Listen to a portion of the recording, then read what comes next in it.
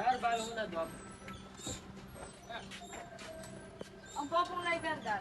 Ayaw naman kayo. Ano ba napapalangin dyan? Alam mo kasi pre, itong paninigal niyo, masarap sa pakiramdam. Nakakawala po ng stress. Hindi mo try. Ayoko niyan, pre. Isang higup lang naman pre. Di mo naman ikakamatay. Alam niyo naman di ako naninigarilyo eh.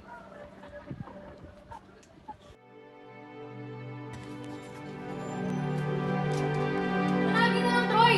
Imbis na makatulong ka, lalong pa tayong binabakot sa utang. Alam kong ginagawa ko. Wala kang sitiwala sa akin. Lagi ka nagmamagaling. Ano? Gumising ka nga. Gamitin mo nga yung kukote mo. Nagtatrabaho ako para pag-aral mo si Raymond. Tapos ikaw nagsusugal ka lang. Hindi ka na naawa sa akin. Tumahimik ka na. Nakakarindi na yung boses mo. Tutak ka na tutak. Hindi wag kong pag-arali ang anak mo. Wow! Anak ko na.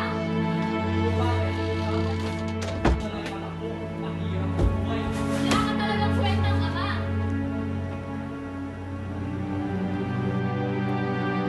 Alam mo kasi pre, itong paninigal niyo, masarap sa pakiramdam. Nakakawala ko ng stress. Hindi mo try.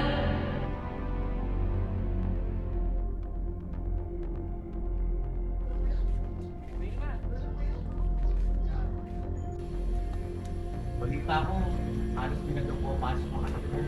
Sabi ni Mars, nagsibabaan ko yung mga driver. Ano ba Raymond? Kanina pa kita pinapawalan, tignan mo nga yung tsura mo. Raymond, alam mo nga ayoko yan. Tapos sinasabi mo sa akin yung vision ng tatay mo, eh ginagawa mo din yun. Pwede ba? Huwag mo akong pakialaman. Sure, sige, kung yan ang gusto mo.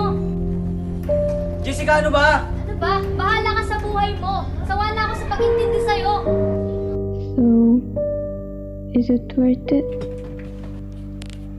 The fights, the failing grades, the lost love, all for a fleeting moment of relief? Alam mo ba that the physical addiction is one thing, but the emotional, the underlying stress, the anger, sadness, that's what we need to address.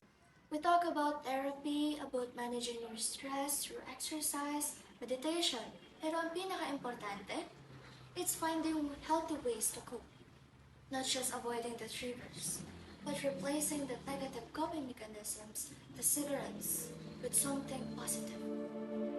Ang pag-ibig sa sarili ay ang pinakaunang asbang. You deserve to be happy. You deserve to breathe freely without the weight of the cigarettes on your chest.